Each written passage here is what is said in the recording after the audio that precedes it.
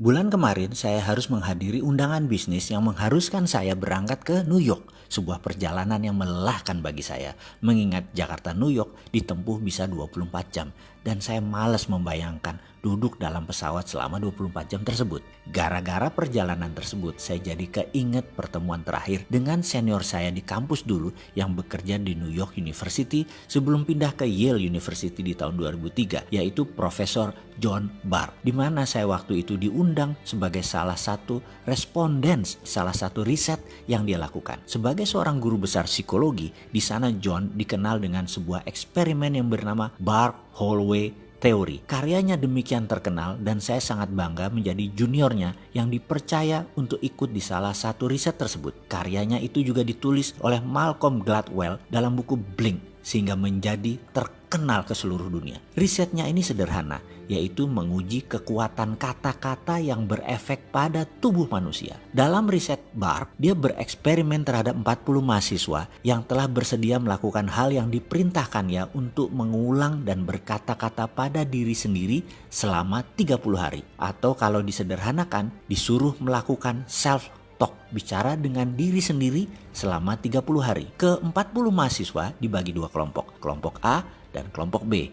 Kelompok A adalah kelompok yang selama 30 hari selalu bangun dan aktif setiap saat harus berkata pada diri sendiri hal-hal yang baik, yang positif, yang menyenangkan. Misalnya, hidup ini indah, hidup ini enak, cuaca menyenangkan, rezeki lancar, selalu sehat, Tuhan baik, pemerintah benar, kerja gampang, sehat, lucu, asik, apapun kata-katanya yang berkonotasi fun, positif, diucapkan berulang-ulang dalam hati selama 30 hari selama sadar. Kelompok B setiap hari mengatakan hal-hal yang negatif, yang sulit, yang tidak menyenangkan. Misalnya, Tuhan jahat, memang nasib susah, kerjaan sulit, zaman gila, pemerintah korup, bangsa bejat, sialan, brengsek, cari kerja susah, jalan macet, sampah di mana-mana, pemimpin tolol, malas, semua hal yang memberi kesan marah, bete, galau, semua dikatakan berulang-ulang selama 30 hari selama sadar, kecuali tidur. Di hari ke-30, mereka diperintahkan untuk datang ke kampus antara jam 10 sampai jam 13. Sepanjang hallway atau koridor disiapkan kamera yang banyak karena ada 100 respondents dari beragam latar belakang hadir untuk menilai. Kita melihat via monitor, via kaca cermin yang semua tidak diketahui oleh peserta. Saya termasuk di antara 100 koresponden tersebut. Kami tidak tahu mana yang dari kelompok A, mana yang dari kelompok B. Kami hanya dikasih kertas, ada gambar foto peserta, beserta nama. Di sana ada dua kolom, A dan B. Kita hanya disuruh melihat gerakan mereka dan menulis apa perasaan kita pada saat itu. Kira-kira mereka dari kelompok A dicontreng A. Kalau dari kelompok B ya B. Sangat sederhana kan? Selama 3 jam kami berseratus menilai setiap mahasiswa yang jalan melalui koridor panjang tersebut. Setelah selesai, kertas direview, dikumpulkan dan kami lunch. Selesai lunch, 100 jawaban kami disorotkan ke layar LCD proyektor. Apa yang terjadi? Kami berseratus tepat menebak 40 peserta tersebut mana yang A dan B dengan ketepatan 95%.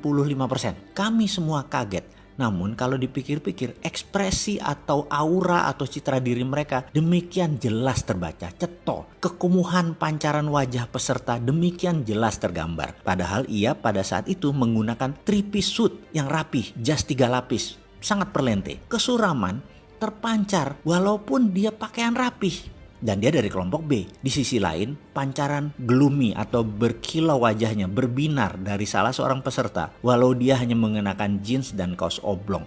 Demikian jelas terlihat sehingga mudah mengkonfirm bahwa dia dari kelompok A. Melihat ketepatan tersebut, banyak respondens bertanya apa yang terjadi. Termasuk saya sangat antusias. John menjelaskan dengan sederhana. Katanya demikian, manusia itu memiliki 1 triliun sel. Setiap hari mati kira-kira 30 miliar sel. Sehingga di hari ke-30 manusia itu berbeda dengan sel 30 hari yang lalu. Note, catatan aslinya sel itu adalah billion nano jumlahnya. Kita lanjut lagi. Dalam 30 hari, sel yang mati tersebut diganti atau tumbuh sel baru. Pada saat sel baru itu bertumbuh, Sel tersebut netral sifatnya. Kita manusia bisa menulis apapun di sel ini dengan pikiran dan kata-kata. Maka kalau dalam 30 hari kita mengatakan hal-hal negatif berulang-ulang tanpa jeda, membuat tubuh kita, sel baru kita bereaksi sesuai apa database yang dituliskan, sehingga orang tersebut kumuh, butek, suram, tidak menyenangkan, dan lain sebagainya. Di sisi lain, kalau selama 30 hari ditulis database positif, hasilnya ya positif, wajahnya berbinar, kulitnya terang, ceria, auranya menyenangkan, kita menjadi ingin dekat dengan orang tersebut.